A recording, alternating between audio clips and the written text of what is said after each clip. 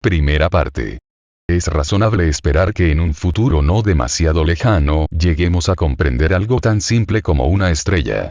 A. S. Eddington, 1926. 1.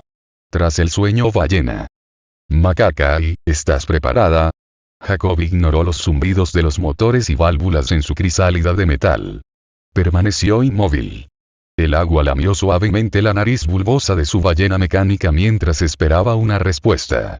Una vez más comprobó los diminutos indicadores de la pantalla de su casco. Sí, la radio funcionaba. El ocupante de la otra ballena mecánica, medio sumergida a unos pocos metros de distancia, lo había oído todo. El agua estaba hoy excepcionalmente clara. Al mirar hacia abajo, Jacob pudo ver un pequeño tiburón leopardo al pasar, un poco fuera de sitio en estas profundidades. Macaca, ¿estás preparada? Intentó no parecer impaciente, ni traicionar la tensión que sentía acumularse en su nuca mientras esperaba. Cerró los ojos y se obligó a relajar los músculos rebeldes, uno a uno. Esperó a que su pupila hablara. Sí, hagámoslo. Trinó por fin la voz borboteante. Las palabras parecían agitadas, como pronunciadas a regañadientes, con esfuerzo. Un discurso bastante largo tratándose de Macaca. Jacob pudo ver la máquina de entrenamiento de la joven delfín junto a la suya, su imagen reflejada en los espejos que bordeaban su visor. Sus grises aletas metálicas se alzaban y caían levemente con la marea. Débilmente, sin energía, las aletas artificiales se movieron, avanzando bajo la superficie erizada del agua. Está todo lo dispuesta posible, pensó Jacob. Este es el momento de averiguar si la tecnología puede sacar a un delfín del sueño ballena. Volvió a conectar el micrófono. Muy bien, Macaca. ¿Sabes cómo funciona la ballena? Ampliará cualquier acción que hagas, pero si quieres que los cohetes intervengan, tendrás que darle la orden en inglés. Para ser justos, yo tendré que silbar en ternario para que la mía funcione. ¿Sí? Siseó la delfín. La gris aleta caudal se alzó y bajó, provocando un torbellino de agua salada. Medio murmurando una plegaria al soñador, Jacob tocó el interruptor que liberaba los amplificadores de la ballena mecánica de Macaca y de la suya propia, y luego giró con cautela los brazos para poner en movimiento las aletas. Flexionó las piernas, y las enormes aletas de la cola se sacudieron en respuesta, y su máquina giró inmediatamente y se zambulló. Jacob intentó corregir su trayectoria, pero todo lo que logró fue que la ballena girara aún más. El golpeteo de sus aletas convirtió momentáneamente sus alrededores en una masa de burbujas, hasta que con paciencia, siguiendo un sistema de prueba y error, se enderezó. Se puso de nuevo en marcha, con cuidado, para ganar la delantera, y luego arqueó la espalda y lanzó una patada. La ballena mecánica respondió con un gran salto en el aire. La delfín estaba casi a 1 kilómetro de distancia. Mientras llegaba a la cima de su arco, Jacob la vio caer graciosamente desde una altura de 10 metros y zambullirse suavemente en las aguas. Apuntó al agua con el pico de su casco y el mar se acercó a él como una muralla verde. El impacto hizo que su casco resonara mientras arrancaba tentáculos de algas flotantes y un dorado Garibaldi escapaba lleno de pánico tras su zambullida. Caía demasiado en picado. Jacob juró y pateó 2 veces para enderezarse. Las enormes aletas de metal de la máquina golpearon el agua con el empujón rítmico de sus pies, cada uno de ellos enviando una descarga por su espalda, apretujándole contra el denso acolchado del traje. En el momento oportuno, se arqueó y volvió a dar una patada. La máquina salió del agua. La luz del sol destelló como un misil en su ventanilla izquierda, ahogando con su resplandor el tenue brillo de su diminuto panel de instrumentos. El ordenador del casco trinó suavemente mientras él se retorcía, boca abajo, para golpear de nuevo las brillantes aguas. Jacob dejó escapar una carcajada de júbilo cuando un banco de pequeñas anchoas plateadas se dispersó ante él. Sus manos se deslizaron por los controles hasta los mandos de los cohetes, y en la cima de su nuevo arco silbó un código en ternario. Los motores zumbaron, y el exoesqueleto extendió aletas a lo largo de sus costados. Entonces intervinieron los propulsores con un salvaje estallido, lanzando la cabeza acolchada hacia arriba con la súbita aceleración, pinchando la base de su cráneo mientras las olas quedaban atrás, justo bajo su veloz nave. Llegó junto a Macaca y levantando una gran salpicadura. Ella silbó una aguda bienvenida en ternario. Jacob dejó que los cohetes se desconectaran de modo automático y reemprendió el avance puramente mecánico junto a la delfín. Durante algún tiempo se movieron al unísono. Con cada salto Macaca se volvía más atrevida, ejecutando torsiones y piruetas durante los largos segundos que transcurrían antes de que golpearan el agua. Una vez, en el aire, dejó escapar un poemita obsceno en su lengua, un chascarrillo sin importancia, pero Jacob esperó que lo hubieran grabado en el barco perseguidor. No se había enterado del chiste final con el estrépito de la caída. El resto del equipo de entrenamiento los seguía en el Overcraft. Durante cada salto, Jacob veía el gran barco, empequeñecido ahora por la distancia, hasta que su impacto lo anulaba todo menos los sonidos del agua al salpicar, los chirridos del sonar de Macaca y el fosforescente color azul-gris ante sus ventanillas. El cronómetro de Jacob indicó que habían pasado 10 minutos. No podría seguir el ritmo de Macaca durante más de media hora, cualquiera que fuese la ampliación que usara. Los músculos y el sistema nervioso del hombre no estaban diseñados para esta rutina de saltar e impactar contra el agua. Macaca, es hora de que pruebes con los cohetes. Dime si estás lista y los usaremos en el siguiente salto. Los dos se hundieron en el mar y Jacob hizo maniobrar sus aletas en el agua espumosa para prepararse para la siguiente ronda. Volvieron a saltar. Macaca, ahora hablo en serio. ¿Estás lista? Estaban muy alto. Jacob pudo ver el diminuto ojo de la delfín tras la ventanilla de plástico cuando su máquina ballena se retorció antes de hundirse en el agua. La siguió un momento después. Muy bien, Macaca. Si no me respondes, tendremos que dejarlo ahora mismo. El agua azul formó una nube de burbujas cuando Jacob se colocó junto a su pupila. Macaca se retorció y se hundió en vez de prepararse para dar otro salto. Dijo algo en ternario, demasiado rápido para poder seguirlo, algo referido a que Jacob no debería ser tan aguafiestas. Jacob dejó que su máquina subiera lentamente a la superficie. Vamos, querida, usa el inglés. Lo necesitarás si quieres que tus hijos salgan alguna vez al espacio. Y además es tan expresivo. Vamos. Dile a Jacob lo que piensas de él. Hubo algunos segundos de silencio. Entonces el hombre vio algo que se movía rápidamente por debajo. Se abalanzaba hacia arriba, y justo antes de golpear la superficie, oyó la aguda puya de la voz de Macaca. Sígueme, soquete. Yo vuelo. Sus aletas mecánicas chasquearon con la última palabra, y Macaca saltó del agua dejando detrás una columna de llamas. Jacob se echó a reír, se zambulló para ganar impulso y luego se lanzó al aire tras su pupila. Gloria le tendió los datos en cuanto terminó su segunda taza de café. Jacob intentó que sus ojos se concentraran en las líneas irregulares, pero éstas se agitaban de un lado a otro como si fueran olas. Devolvió los datos. Los miraré más tarde. ¿Puedes hacerme un resumen? Me tomaría uno de esos bocadillos, si me dejas lavarme. Ella le lanzó uno de atún con pan de centeno y se sentó en la borda, agarrándose a los lados para compensar el bamboleo del barco. Como de costumbre, apenas llevaba puesto nada. A la joven bióloga, hermosa, con un bonito cuerpo y pelo largo y negro, le sentaba muy bien no llevar apenas nada. Creo que tenemos toda la información de ondas cerebrales que nos hacía falta, Jacob. No sé cómo lo lograste, pero la atención de Macaca en inglés fue al menos el doble de lo normal. Manfred cree que ha encontrado suficientes conjuntos sinápticos asociados para hacer grandes avances en su siguiente grupo de mutaciones experimentales. Hay un par de nódulos que quiere expandir en el lóbulo cerebral izquierdo de los hijos de Macaca. Mi grupo está satisfecho con lo que tenemos de momento. La facilidad de Macaca con la ballena demuestra que la generación actual puede manejar máquinas. Jacob suspiró. Si esperas que estos resultados persuadan a la Confederación para que cancele la próxima generación de mutaciones, no cuentes con ello. Están asustados. No quieren tener que depender siempre de la poesía y de la música para demostrar que los delfines son inteligentes. Quieren una raza de manipuladores de herramientas analíticos, y dar palabras en clave para activar los cohetes de una ballena mecánica no les servirá. 20 a 1 a que Manfred tendrá que cortar.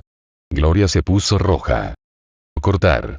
Son personas, un pueblo con un sueño maravilloso. Los convertiremos en ingenieros y perderemos una raza de poetas. Jacob dejó el bocadillo y se limpió las migajas del pecho. Lamentaba haber abierto la boca. Lo sé, lo sé. También a mí me gustaría que las cosas fueran un poco más despacio. Pero míralo de esta forma. Tal vez los Finns podrán expresar algún día con palabras al sueño ballena. No necesitaremos el ternario para discutir del tiempo, ni nuestro argot para hablar de filosofía. Los delfines podrán unirse a los chimpancés y volverán sus narices metafóricas a los galácticos mientras nosotros nos hacemos pasar por adultos dignos. Pero, Jacob alzó la mano para interrumpirla. ¿Podemos discutirlo más tarde? Me gustaría acostarme un rato, y luego bajar y visitar a nuestra chica. Gloria frunció un momento el ceño, pero luego sonrió abiertamente. Lo siento, Jacob. Debes de estar muy cansado.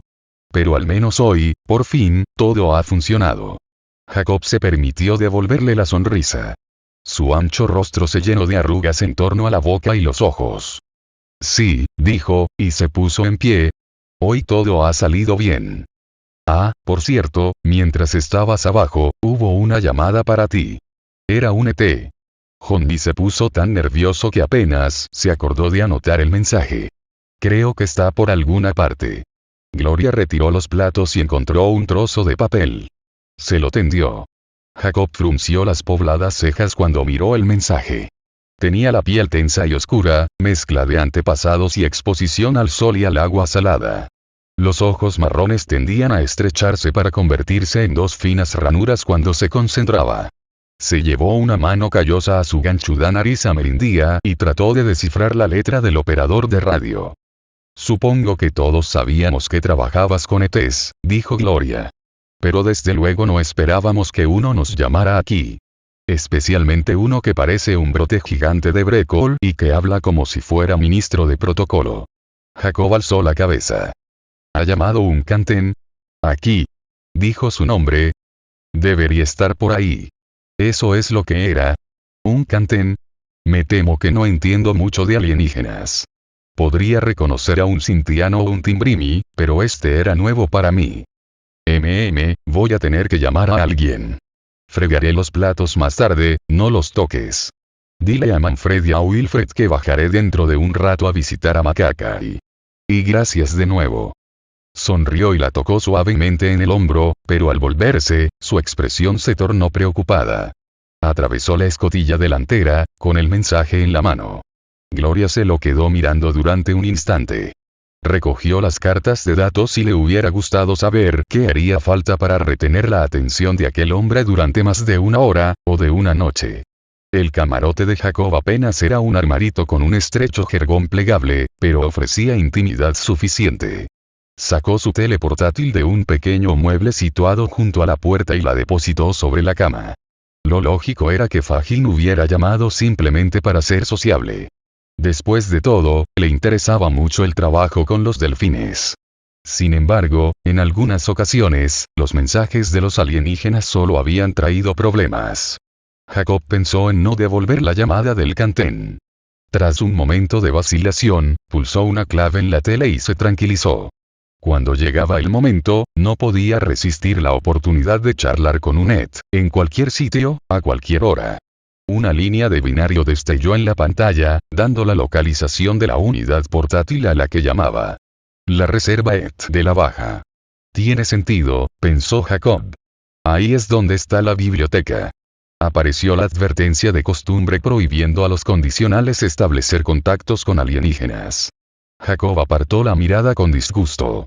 Brillantes puntos de estática llenaron el espacio sobre las sábanas y delante de la pantalla, y entonces apareció Fagin, en réplica, a unos pocos centímetros de distancia.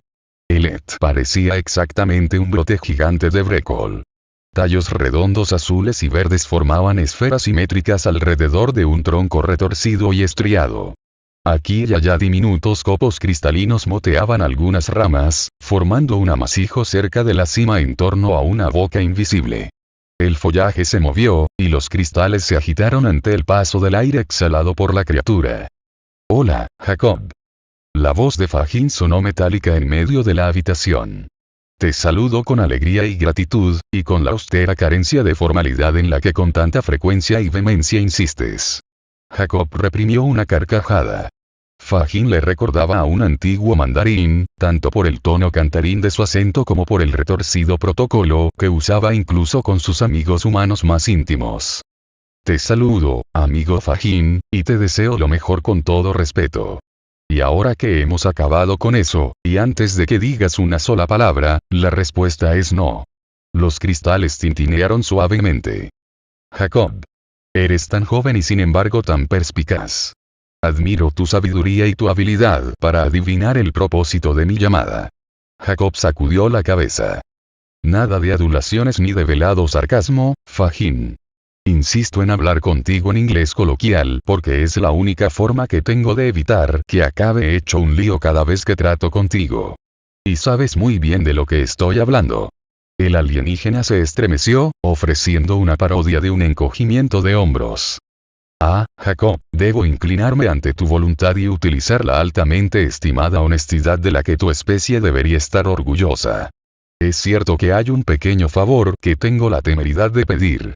Pero ahora que me has dado tu respuesta, basada sin duda en ciertas circunstancias pasadas y desagradables, la mayoría de las cuales sin embargo resultaron para bien, simplemente olvidaré el tema.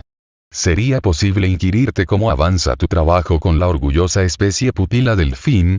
Oh, sí, el trabajo va muy bien. Hoy hemos conseguido un avance.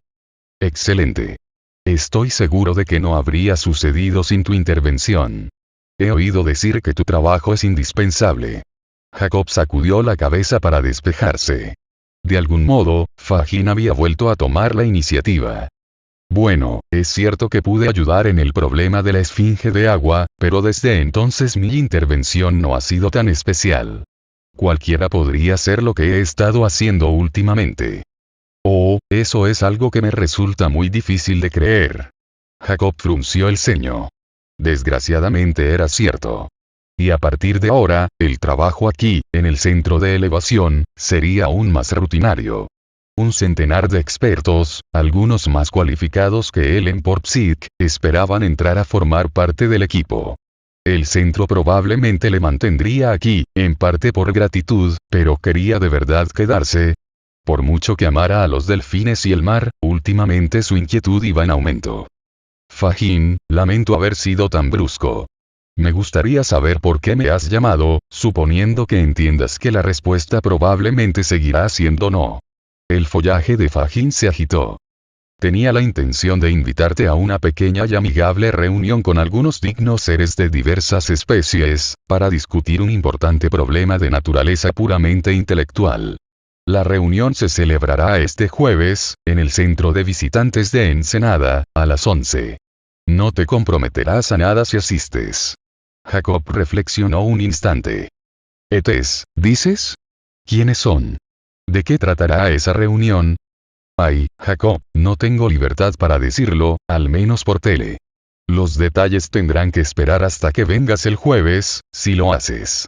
Jacob receló al instante. Dime, ese problema no será político, ¿verdad? Te estás acercando mucho. La imagen del alienígena permaneció muy quieta. Su masa verdosa se agitó lentamente, como si reflexionara. Nunca he comprendido, Jacob, dijo por fin la voz aflautada, por qué un hombre de tu educación tiene tan poco interés en el juego de emociones y necesidades que llamáis política. Si la metáfora fuera adecuada, diría que llevo la política en la sangre. Desde luego, es tu caso. Deja a mi familia fuera de esto. Solo quiero saber si es necesario esperar hasta el jueves para saber de qué va todo este asunto. El cantén volvió a vacilar. Hay aspectos de este asunto de los que no conviene hablar a través de las ondas. Algunas de las facciones más talámicas de tu cultura podrían hacer mal uso del conocimiento si se enteraran. No obstante, déjame asegurarte que tu parte será puramente técnica. Es tu conocimiento lo que deseamos, y las habilidades que has usado en el centro. Mentiroso. Pensó Jacob. ¿Quieres más que eso? Conocía Fajin.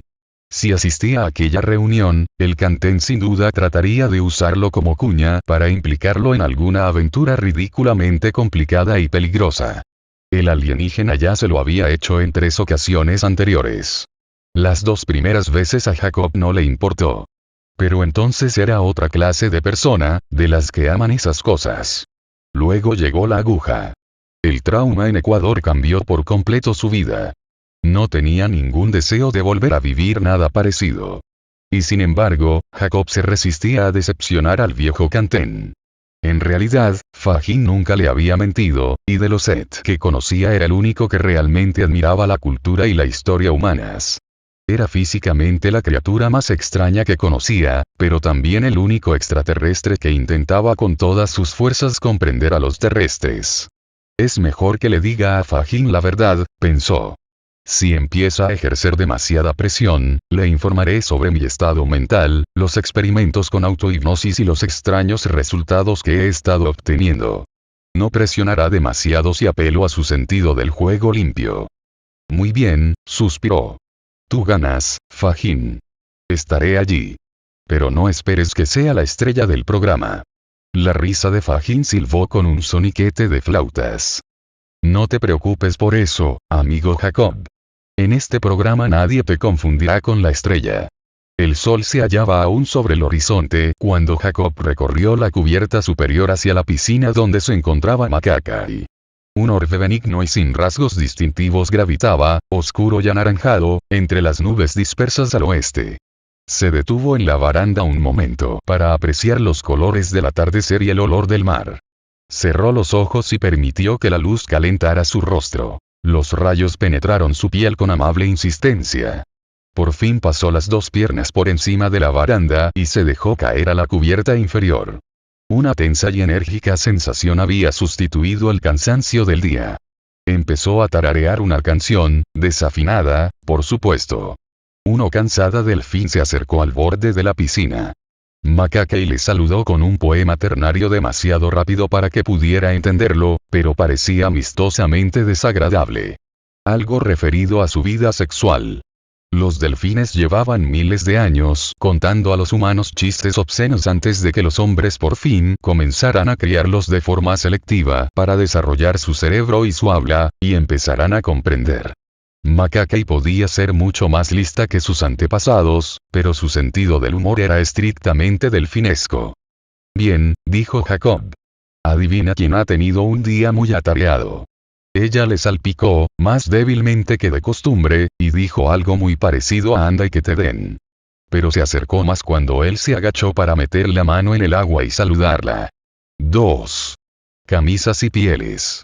Hacía años que los antiguos gobiernos norteamericanos habían arrasado la franja fronteriza para controlar los movimientos hacia y desde México. Se había creado un desierto donde antes se encontraban 2 ciudades. Desde el vuelco y la destrucción de la opresiva burocracia de los antiguos gobiernos sindicados, las autoridades de la Confederación habían conservado aquella zona como parques. La zona fronteriza entre San Diego y Tijuana era ahora una de las áreas arboladas más grandes al sur del Parque Pendleton. Pero eso estaba cambiando. Mientras conducía su coche alquilado a lo largo de la autopista elevada, Jacob vio signos de que el cinturón volvía a su antiguo cometido. A ambos lados de la carretera había cuadrillas trabajando, talando árboles y erigiendo finos postes a intervalos de 100 metros al este y al oeste. Los postes eran vergonzosos. Jacob apartó la mirada. Una gran pantana y un cartel blanco colgaban donde la línea de postes cruzaba la autopista. Nueva frontera. Reserva extraterrestre de la Baja. Los residentes de Tijuana que son no ciudadanos deben presentarse al ayuntamiento para sus generosos bonos de reubicación. Oderin dun metuant, gruñó Jacob mientras sacudía la cabeza. Que odien mientras teman. No importa que una persona haya vivido en una ciudad toda su vida. Si no tiene derecho a voto, tiene que quitarse de en medio cuando llegue el progreso. Tijuana, Honolulu, Oslo, y otra media docena de ciudades estarían incluidas cuando las reservas de TES aumentaran de nuevo. 50 o 60 mil condicionales, tanto permanentes como temporales, tendrían que ponerse en marcha para que esas ciudades fueran seguras para 1 millar de alienígenas. La molestia sería pequeña, por supuesto. La mayor parte de la tierra estaba aún prohibida a los ETs, y los no ciudadanos todavía tenían espacio de sobra. El gobierno ofrecía también grandes compensaciones. Pero una vez más había refugiados en la tierra. La ciudad apareció de repente en el borde sur de la franja.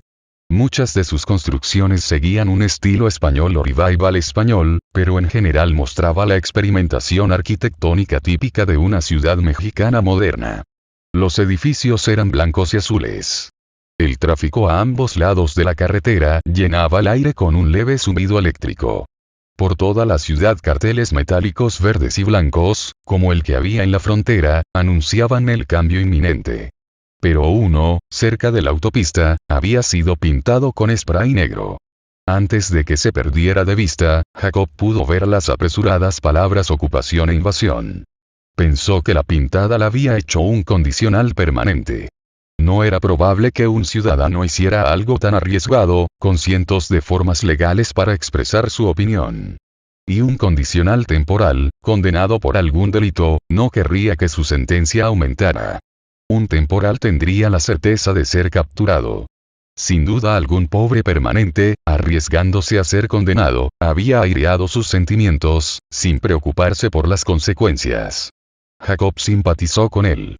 Probablemente el CP estaba ahora bajo custodia.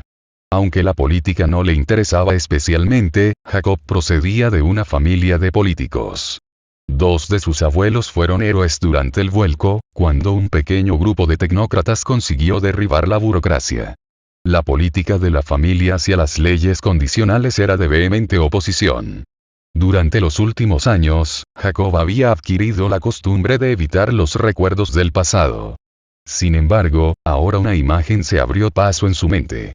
El tío Jeremey estaba dando una charla en la escuela de verano en el compuesto del clan Álvarez en las montañas de Caracas, en la misma casa donde Joseph Álvarez y sus amigos habían fraguado sus planes 30 años antes. Los primos de Jacob, adoptivos y carnales, escuchaban adoptando expresiones respetuosas por fuera y rebosando de aburrimiento por dentro. Y Jacob jugueteaba en un rincón, deseando poder volver a su habitación y el equipo secreto que había ensamblado con su hermanastra Alice. Suave y confiado, Jeremey aún estaba entonces en plena madurez, y era una voz importante en la asamblea de la Confederación. Pronto sería el líder del clan Álvarez, desancando a su hermano mayor James.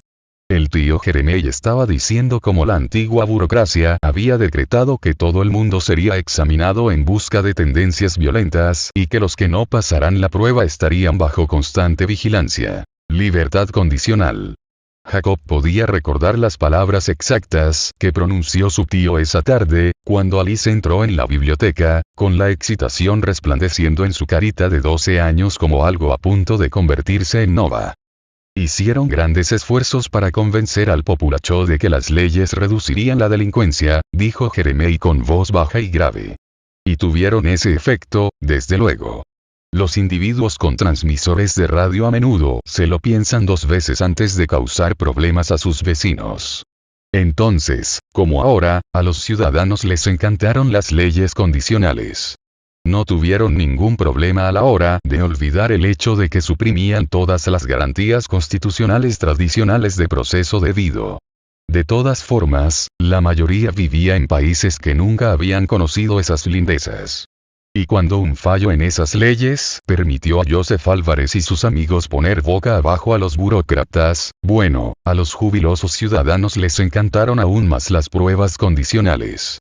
A los líderes del vuelco no les hizo ningún bien sacar el tema en ese momento. Ya tenían bastantes problemas estableciendo la confederación, Jacob pensó que iba a gritar. Allí estaba el viejo tío Jeremey farfullando interminablemente sobre todas aquellas tonterías, y Alice, la afortunada Alice, cuya habilidad era arriesgarse a la ira de los mayores y escuchar por el micro intervenido que había colocado en el receptor de espacio profundo de la casa, ¿qué era lo que había oído? Tenía que ser una nave espacial. Sería el tercero de los grandes navíos en volver. Esa era la única explicación para la llamada a los reservistas espaciales o la excitación del ala este, donde los adultos mantenían sus laboratorios y oficinas. Jeremey estaba todavía exponiendo la continua falta de compasión pública, pero Jacob no le veía ni oía. Mantuvo el rostro rígido e inmóvil mientras Alice se inclinaba sobre él para susurrarle al oído, o más bien para jadearle llena de excitación. Alienígenas, Jacob. Traen extraterrestres. En sus propias naves. Oh, Jake, la Vesarius Traetes. Fue la primera vez que Jacob oyó aquella palabra. A menudo se preguntaba si la había inventado Alice. Recordó que a los 10 años se había preguntado si venían para comerse a alguien. Mientras recorría las calles de Tijuana, se le ocurrió que la pregunta todavía no había sido respondida. En varios cruces importantes los edificios habían sido demolidos para instalar un irisado kiosco de recreo. Jacob vio a varios de los nuevos autobuses descubiertos equipados para transportar a humanos y alienígenas que reptaban, o tenían 3 metros de altura. Al pasar ante el ayuntamiento, Jacob vio a una docena de pieles deambulando en piquetes. Al menos parecían pieles. Gente vestida con pieles y agitando lanzas de plástico. ¿Quién más se vestiría de esa forma con este clima? Subió el volumen de la radio de su coche y pulsó el seleccionador de voz. Noticias locales, dijo. Palabras clave. Pieles, ayuntamiento, piquetes. Tras solo un momento de retraso, una voz mecánica habló desde detrás del salpicadero con la inflexión levemente defectuosa de un boletín de noticias elaborado por ordenador. Jacob se preguntó si alguna vez arreglarían ese tonillo de voz. Noticias. La voz artificial tenía acento de Oxford. Resumen. Hoy, lunes 12 de enero de 2246, 0941, buenos días. 37 personas se están manifestando de forma legal ante el Ayuntamiento de Tijuana. El motivo de su protesta, en síntesis, es la expansión de la reserva extraterrestre. Por favor, interrumpa si desea un fax o una presentación verbal de su manifiesto de protesta. La máquina hizo una pausa. Jacob no dijo nada, preguntándose si le quedaban ganas de oír el resto del resumen. Conocía bien la protesta de los pieles contra las consecuencias de las reservas. Algunos humanos, al menos, no eran adecuados para relacionarse con los alienígenas. 26 de los 37 miembros del grupo de protesta llevan transmisores condicionales, continuó el informe. El resto, naturalmente, son ciudadanos. Esto da una idea de un condicional por cada 124 ciudadanos de Tijuana en general. Por su conducta y forma de vestir, los manifestantes pueden ser descritos como pertenecientes a la llamada ética neolítica, popularmente pieles. Como ninguno de los ciudadanos ha invocado privilegio de intimidad, puede decirse que 30 de los 37 son residentes en Tijuana y el resto visitantes. Jacob dio un golpecito al botón y la voz murió a mitad de la frase. La escena ante el ayuntamiento había quedado atrás hacía rato, y de todas formas era una historia vieja. Sin embargo, la controversia sobre la expansión de la reserva le recordó que habían pasado casi 2 meses desde la última vez que visitó a su tío James en Santa Bárbara. El viejo cascarrabias estaba probablemente metido hasta las orejas en pleitos a favor de la mitad de los condicionales de Tijuana. Pese a ello, se daría cuenta si Jacob se marchaba a hacer un largo viaje sin despedirse, ya fuera a él o a los otros tíos, tías y primos del enorme clan Álvarez. ¿Largo viaje? ¿Qué largo viaje? Pensó Jacob de repente. Yo no voy a ninguna parte. Pero el rinconcito de su mente que había dejado preparado para ese tipo de cosas había notado algo en esta reunión convocada por Fajín. Sentía expectación, y a la vez el deseo de reprimirla. Las sensaciones habrían sido intrigantes si no fueran ya tan familiares. Condujo en silencio durante un rato. Pronto la ciudad dio paso al campo, y el tráfico se redujo a un hilillo. Durante los siguientes 20 kilómetros condujo con el calor del sol sobre el brazo, y un puñado de dudas jugando al escondite en su mente. A pesar de la inquietud que había sentido últimamente, experimentaba cierta resistencia a admitir que era hora de dejar el centro de elevación.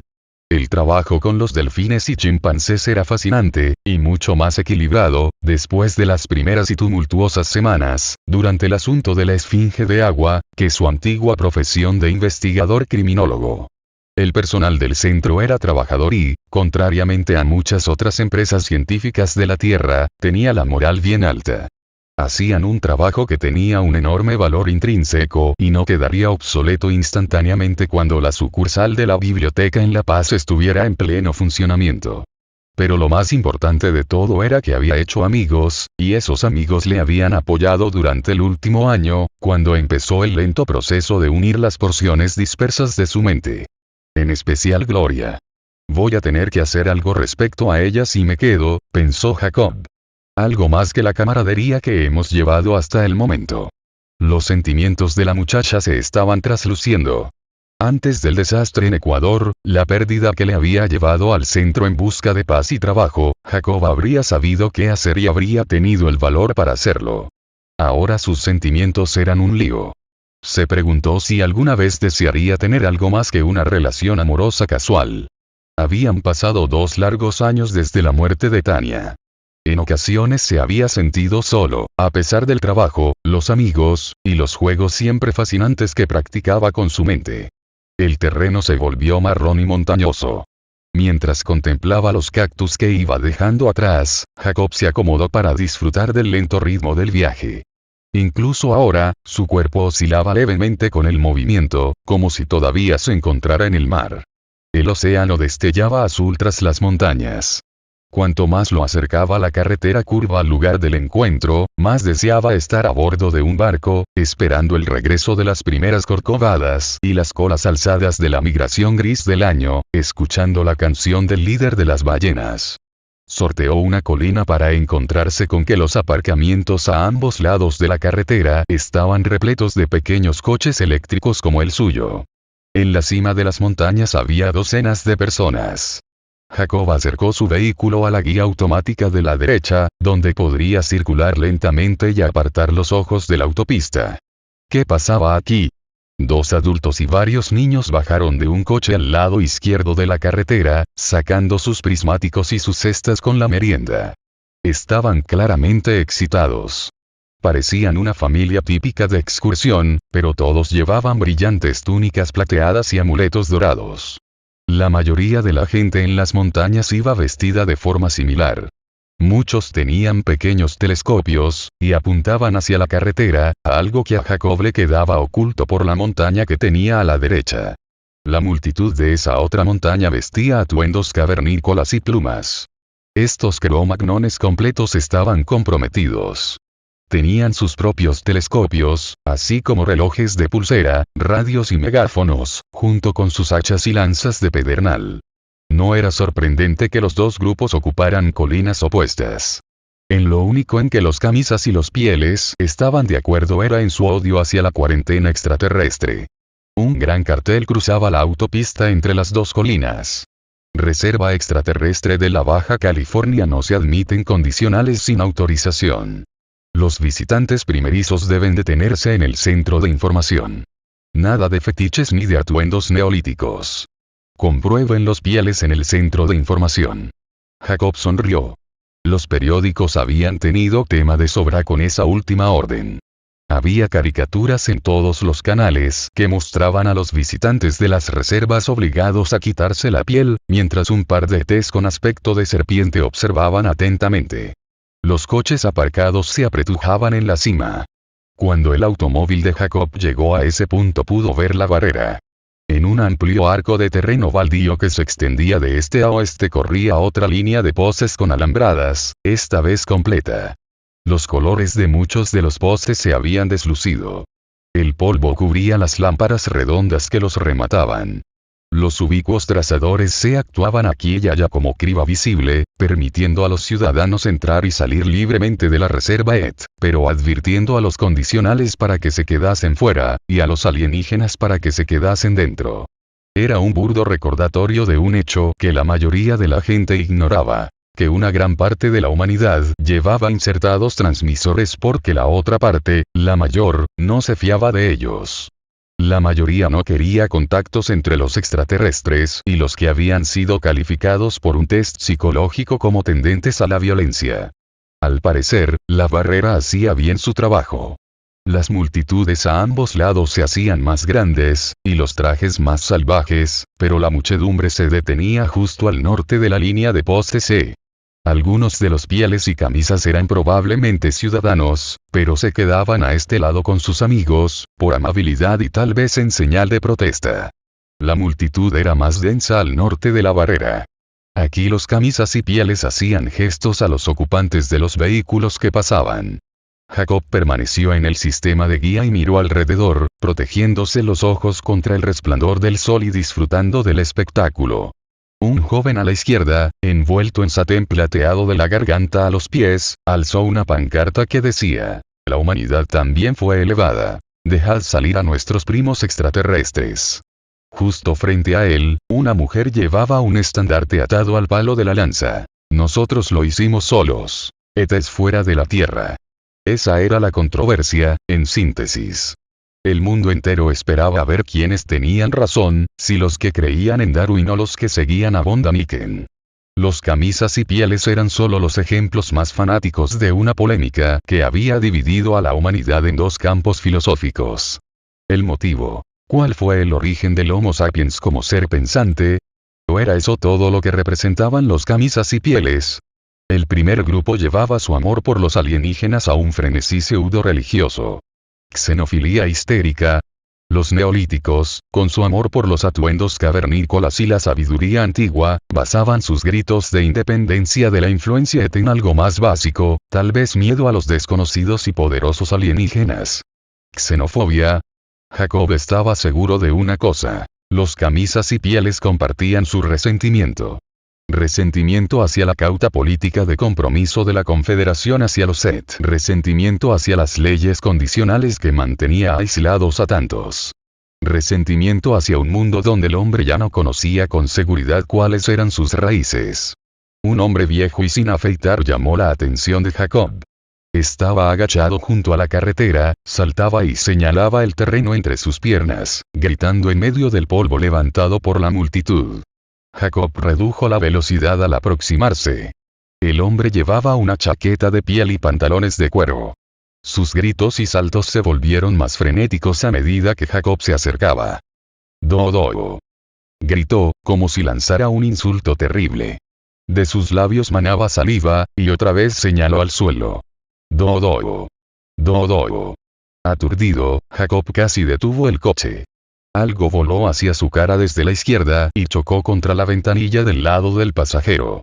Hubo un golpe contra el techo y en cuestión de segundos una andana de piedras roció el coche, creando un tamborileo que resonó en los oídos de Jacob.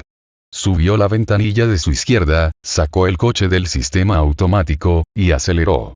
El débil metal y plástico de la carrocería se agitaba cada vez que era golpeado por un proyectil. De repente unos rostros se asomaron a la ventanilla del lado de Jacob, caras jóvenes y duras con largos bigotes. Los jóvenes corrieron junto al coche mientras este aceleraba lentamente, golpeándolo con los puños y gritando. Como la barrera se hallaba solo a unos pocos metros de distancia, Jacob se echó a reír y decidió averiguar qué querían. Levantó un poco el pie del acelerador y se volvió para formular una pregunta al hombre que corría junto a él, un adolescente vestido como un héroe de ciencia ficción del siglo XX. La multitud era un destello de pancartas y disfraces. Antes de que pudiera hablar, el coche fue sacudido por un impacto. Un agujero apareció en el parabrisas y la pequeña cabina se inundó de olor a quemado. Jacob lanzó el coche hacia la barrera. La fila de postes pasó zumbando y de repente se encontró solo. Por el retrovisor vio que la multitud se congregaba. Los jóvenes gritaban, alzando los puños y sus mangas futuristas. Jacob sonrió y bajó la ventanilla para saludar. ¿Cómo voy a explicarle esto a la compañía de alquiler?, pensó. Les digo que me atacaron las fuerzas del emperador Ming o creerán la verdad. No tenía sentido llamar a la policía. Las autoridades locales serían incapaces de hacer nada sin empezar una búsqueda C. Y unos cuantos transmisores C se perderían sin duda entre tantos. Además, Fagin le había pedido que fuera discreto al asistir a esta reunión. Bajó las ventanillas para que la brisa se llevara el humo. Hurgó en el agujero de bala con la punta de su meñique y sonrió divertido. ¿Te ha gustado, pensó. Una cosa era dejar correr la adrenalina, y otra muy distinta reírse del peligro. La sensación de diversión ante el incidente de la barrera preocupaba a una parte de Jacob más que la misteriosa violencia de la multitud, un síntoma surgido de su pasado. Pasaron un par de minutos, y luego el salpicadero emitió un silbido. Jacob alzó la cabeza. ¿Un autostopista? Aquí. Carretera abajo, a menos de medio kilómetro de distancia, un hombre junto al arcén tendía el reloj sobre el sendero de la guía. 2 mochilas descansaban en el suelo junto a él. Jacob vaciló. Pero aquí, dentro de la reserva, solo estaban permitidos ciudadanos. Paró en el arcén, solo unos metros más allá del hombre. Había algo familiar en aquel tipo. Era un hombrecito peculiar con un traje gris oscuro, y su panza se agitó cuando levantó las 2 pesadas bolsas para acercarlas al coche de Jacob. Su cara sudaba cuando se inclinó sobre la puerta del asiento de pasajeros y se asomó. «Oh, chico, qué calor», gimió.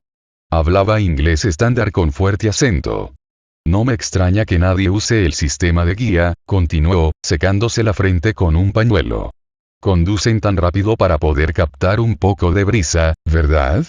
Pero usted me resulta familiar, debemos habernos encontrado en alguna parte antes. Soy Peter Larocque, o Pierre, si lo desea. Trabajo para Les Mondes». Jacob dio un respingo. «Oh. Sí, Larocque. Nos conocemos de antes. Soy Jacob de Moi. Suba, solo voy hasta el centro de información, pero allí podrá encontrar un autobús». Esperaba que su rostro no revelara sus sentimientos. ¿Por qué no había reconocido a Larocque cuando aún estaba en marcha? Posiblemente no se habría parado. No es que tuviera nada en concreto contra el hombre, aparte de su increíble ego y su inagotable caudal de opiniones, que lanzaba sobre cualquiera a la menor oportunidad. En muchos aspectos, probablemente era una personalidad fascinante. Desde luego, tenía seguidores en la prensa danikeniana. Jacob había leído varios artículos de Larocque y le gustaba el estilo, aunque no el contenido. Pero Larocque era uno de los miembros de la prensa que le había perseguido durante semanas después de que resolviera el misterio de la esfinge de agua, y uno de los menos agradables. La historia final en Les Mondes fue favorable, y bien escrita también. Pero no había merecido la pena soportar tantas molestias. Jacob se alegró de que la prensa no hubiera podido encontrarle después del fiasco en Ecuador, aquel lío en la aguja vainilla. En esa época soportar a Larocque habría sido demasiado. Ahora mismo tenía problemas para creerse el afectado acento de origen de Larocque. Aún era más fuerte que la última vez que se vieron, si es que eso era posible. «De moi, por supuesto», dijo el hombre. Depositó sus bolsas tras el asiento de pasajeros y subió al coche. El creador y suministrador de aforismos. El experto en misterios.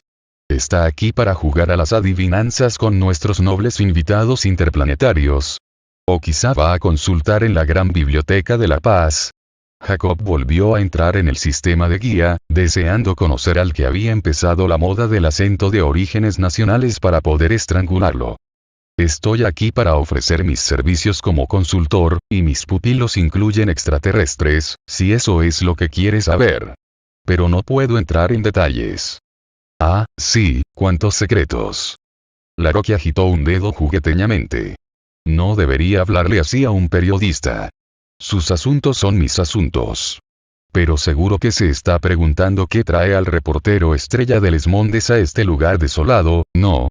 La verdad es que me interesa más cómo llegó a hacer autostop en mitad de este lugar desolado. Larocque suspiró. Un lugar desolado, en efecto. Qué lástima que los nobles alienígenas que nos visitan tengan que permanecer atrapados aquí y en otras tierras yermas como su Alaska. Y Hawái, Caracas y Sri Lanka, los capitolios de la Confederación, dijo Jacob. Pero en cuanto a cómo llegó a... ¿Cómo me enviaron a este lugar? Sí, por supuesto, de moi. Pero tal vez podamos incluso divertirnos con su reputado talento deductivo. ¿No lo adivina? Jacob reprimió un gruñido. Extendió la mano para sacar el coche del sistema de guía y apretó más fuerte el acelerador. Tengo una idea mejor, Larocque. Ya que no quiere decirme por qué estaba aquí, en medio de ninguna parte, tal vez esté dispuesto a aclararme un pequeño misterio. Jacob describió la escena de la barrera. Se saltó el violento final, esperando que Laroque no hubiera advertido el agujerito en el parabrisas, pero describió con cuidado la conducta del hombre agachado. Por supuesto, exclamó Laroque. Me lo pone fácil. Ya conoce las iniciales de esa frase que usan, condicional permanente, esa horrible clasificación que niega a un hombre sus derechos, paternidad, el derecho. Mire, ya estoy de acuerdo. Ahórrese el discurso.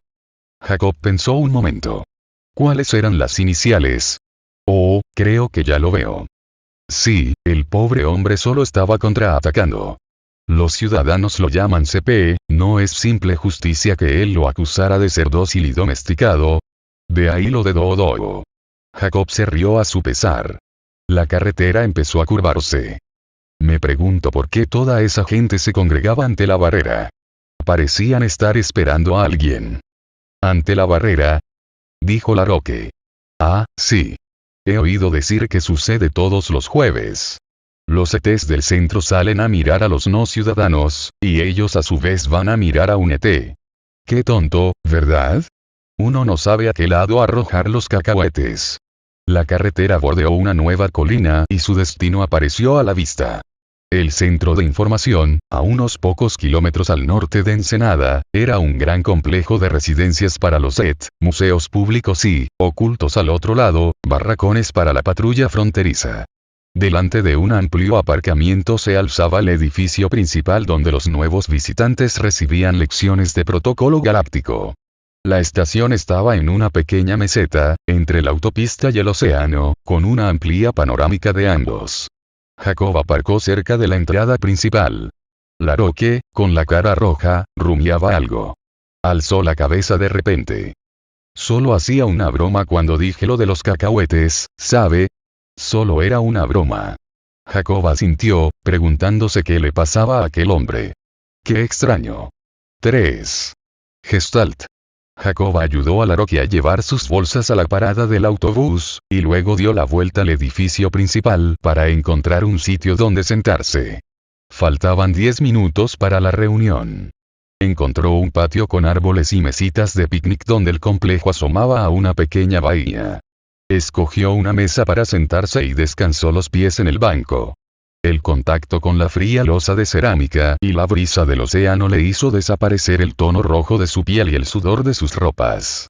Permaneció sentado en silencio durante unos minutos, dejando que los duros músculos de sus hombros y espalda se fueran relajando de la tensión del viaje. Detectó un pequeño barco velero, un balandro con foque y mayor de color más verde que el océano. Entonces dejó que el trance se apoderara de sus ojos. Flotó. Examinó una a una las cosas que sus sentidos le revelaron y luego las eliminó. Se concentró en sus músculos para evitar la tensión. Lentamente, sus miembros se volvieron flojos y distantes. Persistió un picor en su muslo, pero sus manos continuaron en su regazo hasta que desapareció por sí mismo. El olor al salitre del mar era agradable, pero al mismo tiempo le distraía. Lo hizo desaparecer. Desconectó el sonido de los latidos de su corazón, escuchándolo con atención hasta que se volvió demasiado familiar para advertirlo.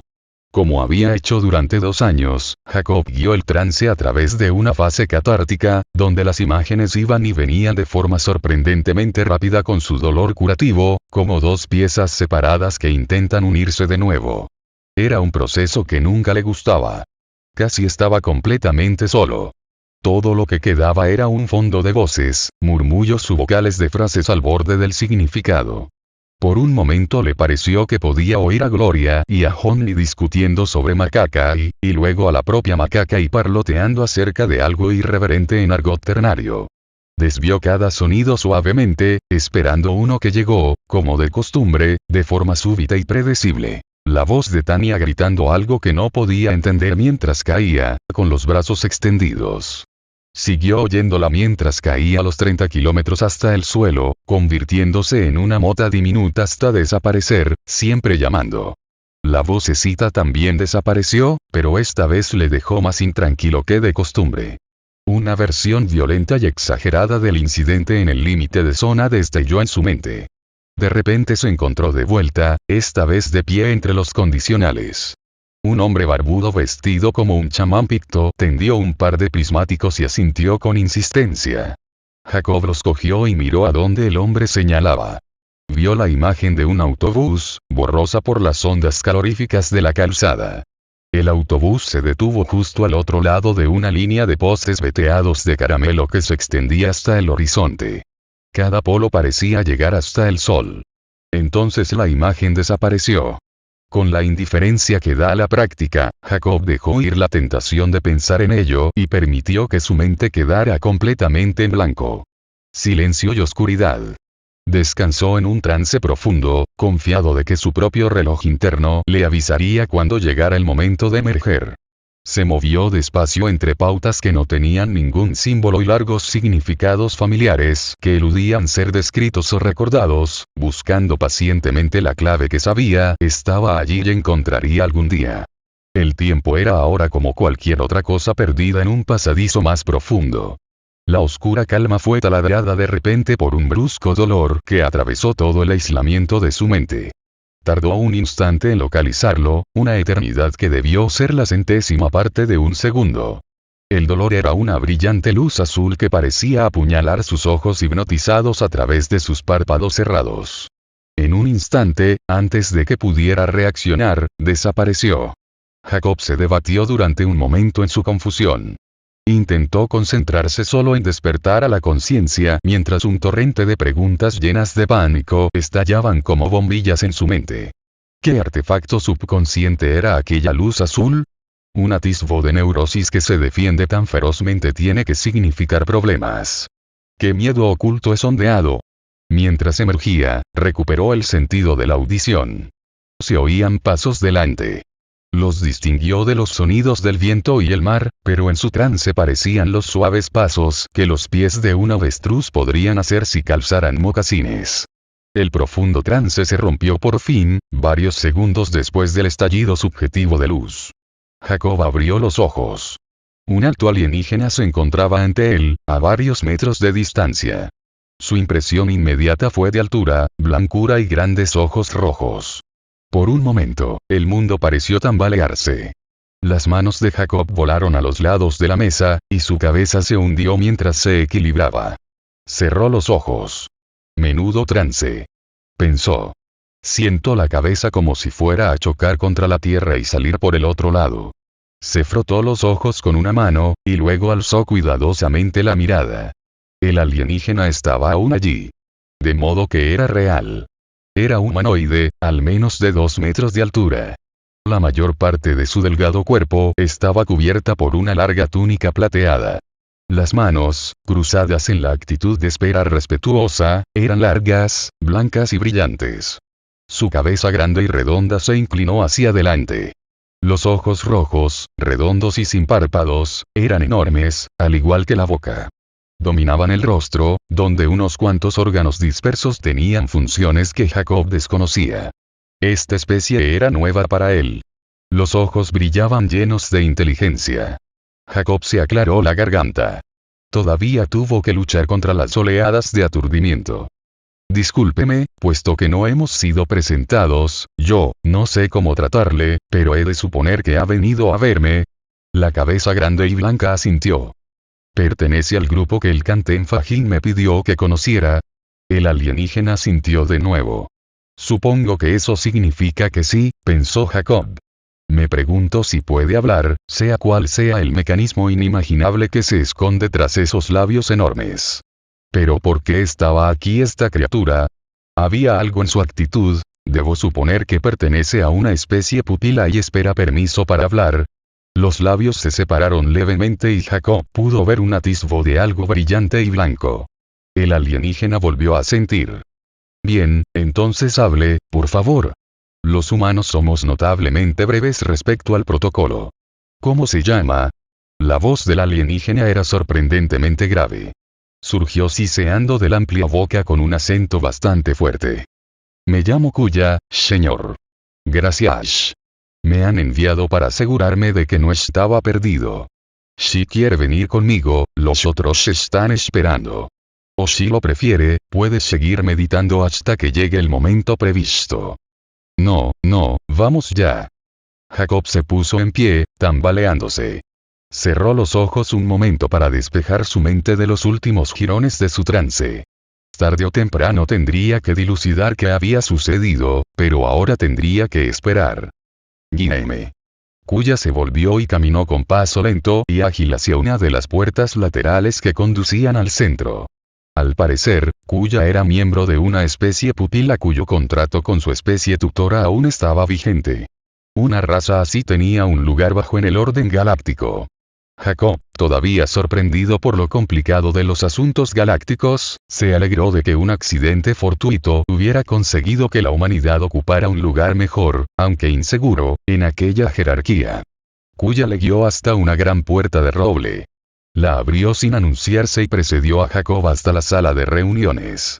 Jacob vio a dos seres humanos y, más allá de Kuya, a dos alienígenas. Uno bajito y peludo, y el otro aún más pequeño, con aspecto de lagarto. Estaban sentados en cojines entre unos grandes arbustos de interior y un ventanal que daba a la bahía. Intentó clasificar sus impresiones de los alienígenas antes de que se fijaran en él, pero alguien lo interpeló. Jacob, amigo mío. Qué amable por tu parte venir a compartir con nosotros tu tiempo. Era la voz aflautada de Fahim. Jacob miró rápidamente alrededor. Fahim, ¿dónde? Estoy aquí. Jacob volvió a mirar el grupo junto a la ventana. Los humanos y el peludo se ponían en pie. El alienígena lagarto continuó en su cojín. Jacob ajustó su perspectiva y de repente uno de los arbustos de interior se convirtió en Fahim. El follaje plateado del viejo cantén tintineaba suavemente, como movido por la brisa. Jacob sonrió. Fahim representaba un problema cada vez que se veían. Con los humanoides uno buscaba una cara, o algo que sirviera para el mismo propósito. Normalmente hacía falta algún tiempo para encontrar un lugar donde fijar la vista en los extraños rasgos de un alienígena. Casi siempre había partes de la anatomía a las que uno aprendía a dirigirse como centro de otra conciencia. Entre los humanos, y a menudo entre los este punto estaba en los ojos. Los Kanten no tenían ojos. Jacob suponía que los brillantes objetos plateados que hacían aquel sonido de campanillas eran los receptores de luz de Fahim. Si era así, tampoco servía de nada. Había que mirar a todo Fahim, no a una cúspide del ego. Eso hizo que Jacob se preguntara qué era más improbable, que le gustara el alienígena a pesar de este inconveniente, o que todavía se sintiera incómodo con él a pesar de tantos años de amistad. El oscuro cuerpo frondoso de Fahim se acercó con una serie de quiebros que hicieron avanzar sucesivas raíces al frente. Jacob le dirigió una inclinación de cabeza medio formal y esperó. Jacob Álvarez de Mua, un humano, un delfín, un chimpancé, te damos la bienvenida. Este pobre ser se complace de sentirte hoy de nuevo. Fahim hablaba con claridad, pero con un soniquete incontrolado que hacía que su acento pareciera una mezcla de sueco y cantonés. El Kanten hablaba mucho mejor del fino ternario. Fahim, un Kanten, hablin tenapsikulul nish, miorkikepu. Me complace volver a verte una vez más. Jacob se inclinó. Estos venerables seres han venido a intercambiar su sabiduría con la tuya, amigo Jacob, dijo Fahim. Espero que estés preparado para las presentaciones formales. Jacob se dispuso a concentrarse en los retorcidos nombres de las especies de cada alienígena, al menos tanto como en su apariencia. Los patronímicos y los múltiples nombres de sus pupilos decían mucho sobre el estatus de cada uno. Asintió, indicando a Fahim que podía empezar. Ahora te presentaré formalmente a Bubakub, Umpil, Eipkisa Absoro Abulap Puberul Heyo Ulprim, del Instituto Biblioteca. Uno de los dio un paso hacia adelante. La impresión inicial de Jacob fue la de un osito de peluche gris de 1,5 metros de altura. Pero un ancho hocico y un puñado de cilios alrededor de los ojos traicionaban aquella impresión. Este era Bubakub, el director de la sucursal de la biblioteca. La Biblioteca de la Paz consumía casi todo el exiguo equilibrio de comercio que la Tierra había acumulado en un solo contacto. Incluso así, gran parte del prodigioso esfuerzo de adaptar una diminuta sucursal suburbana a referentes humanos fue donado por el Gran Instituto Galáctico de la Biblioteca como caridad, para ayudar a la atrasada raza humana a ponerse al día con el resto de la galaxia. Como jefe de la sucursal, Bubakub era uno de los alienígenas más importantes de la Tierra. El nombre de su especie también implicaba un alto estatus, superior incluso al Fajin. El prefijo Ab repetido 4 veces significaba que la especie de Bubakub había sido conducida a la inteligencia por otra, que a su vez había sido nutrida por otra, y así hasta el mítico principio de la época de los progenitores, y que 4 de esas generaciones de padres estaban aún vivas en algún lugar de la galaxia. Derivar de una cadena semejante significaba estatus en una difusa cultura galáctica donde las especies que surcaban el espacio, con la posible excepción de la humanidad, había sido sacada del salvajismo semi-inteligente por alguna razón previa y viajera. El prefijo Ul repetido 2 veces significaba que la raza Pil había creado a su vez 2 culturas propias. También esto suponía estatus. Lo único que había impedido el completo desdén de la raza humana huérfana por parte de los galácticos fue el hecho de que el hombre hubiera creado 2 nuevas razas inteligentes antes de que la Vesarius hubiera traído a la Tierra el contacto con la civilización extraterrestre. El alienígena hizo una leve reverencia: «Soy Bubakub». La voz parecía artificial. Procedía de un disco que colgaba del cuello del Pil. Un vodor. Así pues, la raza Pil requería asistencia artificial para hablar inglés. Por la sencillez del aparato, mucho más pequeño que los utilizados por los visitantes alienígenas cuyas lenguas maternas eran chirridos y trinos, Jacob supuso que Bubakub podía pronunciar palabras humanas, pero en una frecuencia que los humanos no podían oír. Quiso suponer que el ser era capaz de oírle. «Soy Jacob. Bienvenido a la Tierra», dijo. La boca de Bubakub se abrió y cerró varias veces en silencio. «Gracias. Me alegro de estar aquí», zumbó el vodor, con palabras entrecortadas. «Y yo de servirle como anfitrión». Jacob inclinó la cabeza un poco más de lo que lo había hecho Bubakub al acercarse. El alienígena pareció satisfecho y se retiró. Fajin reinició sus presentaciones. «Estos dignos seres son de tu raza». Una rama y un puñado de pétalos señalaron vagamente en la dirección de los 2 humanos. Un caballero de pelo gris, vestido de tuid, y una hermosa mujer alta y negra, de mediana edad. «Ahora os presentaré», continuó Fajin, «de la manera informal que prefieren los humanos. Jacob de Moi, te presento al Dr. Dwayne Kepler, de la Expedición Navegante Solar, y a la Dra. Mildred Martine, del Departamento de Parapsicología de la Universidad de La Paz». El rostro de Kepler quedaba dominado por un grueso bigote retorcido. Sonrió, pero Jacob estaba tan sorprendido que se limitó a responder un monosílabo. La expedición navegante solar. La investigación en Mercurio y en la cromosfera solar había sido últimamente tema de debate en la Asamblea de la Confederación. La facción Adapta y Sobrevive decía que no tenía sentido gastar tanto en busca de un conocimiento que podía ser conseguido en la biblioteca, cuando por la misma cantidad se podía emplear varias veces a un montón de científicos en la Tierra con proyectos inmediatos. No obstante, la facción autosuficiente se había salido de momento con la suya, a pesar de las presiones de la prensa danicanita. Pero a Jacob la idea de mandar a hombres y naves al interior de una estrella le parecía una enorme locura. Kant Fajin fue entusiasta en sus recomendaciones, dijo Kepler. El líder de la expedición sonreía, pero tenía los ojos enrojecidos, hinchados por alguna preocupación interna. Apretó con fuerza la mano de Jacob. Su voz era grave, pero no ocultaba ningún temblor. Hemos venido a la Tierra solo de paso. Damos gracias al cielo de que Fajin haya podido persuadirle para que se reúna con nosotros. Esperamos que pueda unirse a nosotros en Mercurio y concedernos su valiosa experiencia en el contacto interespecies. Jacob se quedó sorprendido. Oh, no, esta vez no, monstruo vegetal.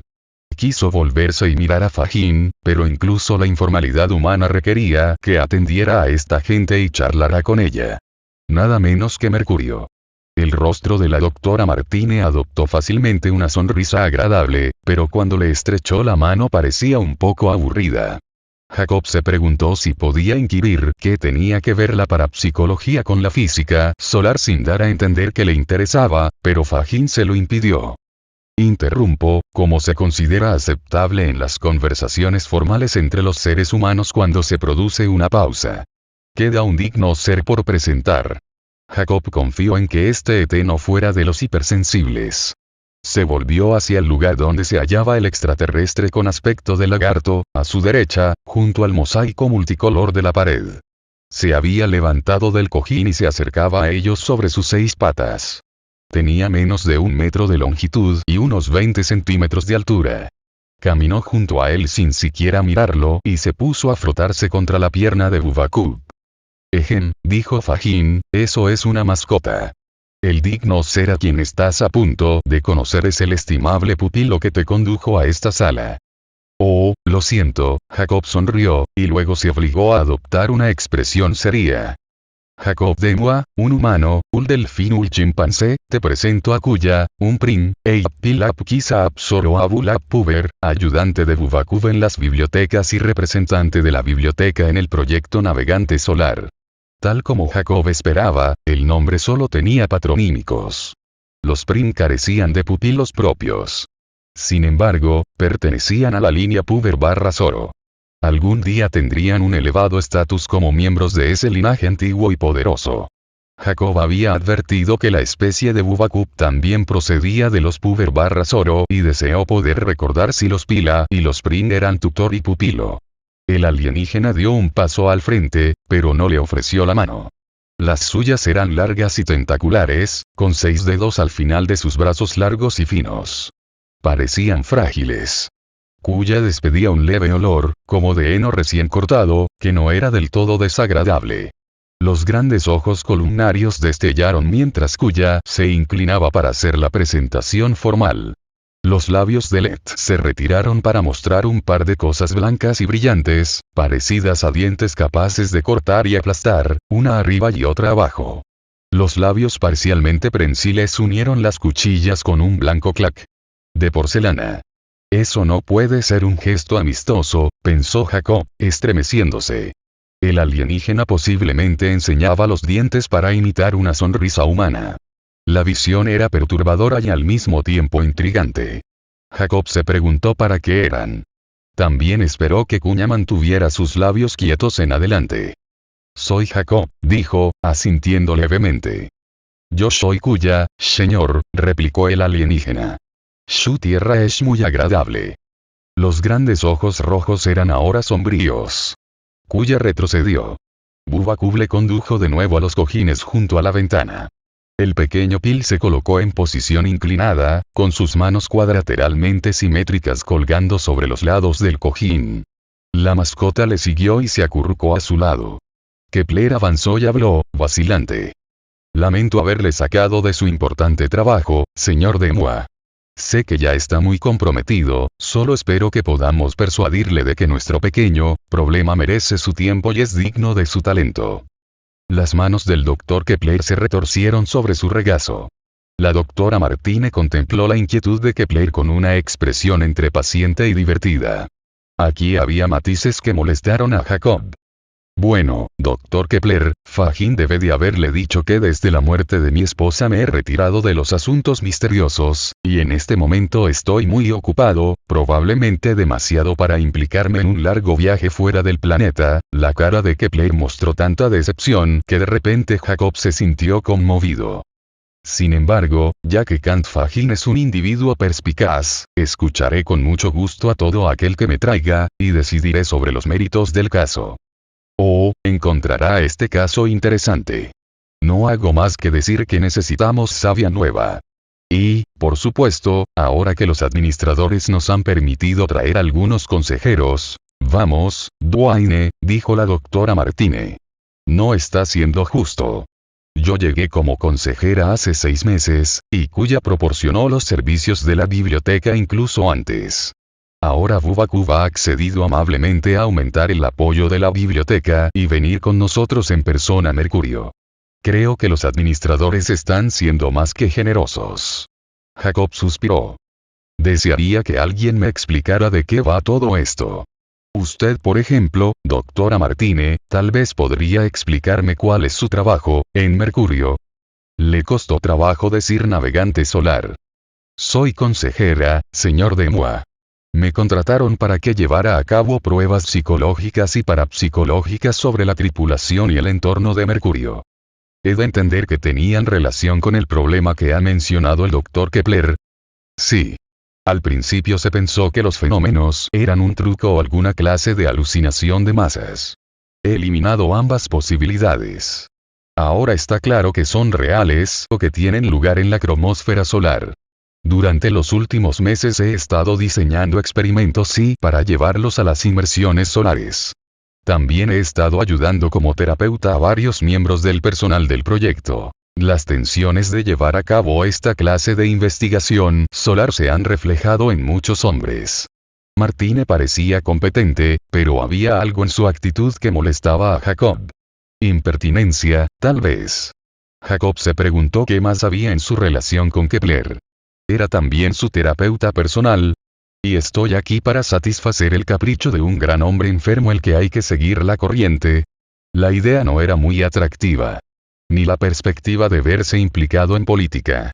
Porque Bubakub, jefe de toda la sucursal de la biblioteca en la Tierra, está implicado en un oscuro proyecto terrestre.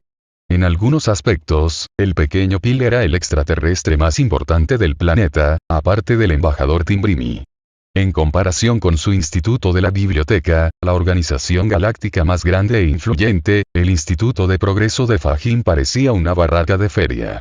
Había dicho Martine que iba a ir a Mercurio. Bubakub contemplaba el techo, ignorando aparentemente la conversación. Su boca se movía como si cantara algo en una escala inaudible para los humanos. Los brillantes ojos de Kuya observaban al pequeño jefe de la biblioteca. Tal vez podía oír la canción, o tal vez también a él le aburría la conversación hasta el momento. Kepler, Martine, Bubakub, Kuya, nunca había creído que algún día estaría en una sala donde Fajin sería el menos extraño. El cantén se agitó. Fajin estaba claramente excitado. Jacob se preguntó qué podría haber sucedido en el proyecto navegante solar para ponerlo así. Dr. Kepler, es posible que pudiera encontrar tiempo para ayudarles. Jacob se encogió de hombros. Pero primero sería muy interesante averiguar de qué va todo esto. Kepler sonrió. Oh, no he llegado a decirlo. Oh, cielos. Supongo que últimamente evito pensar en el tema, estoy todo el día dando vueltas a lo mismo. Se enderezó e inspiró profundamente. Señor Demua, parece que el sol está habitado.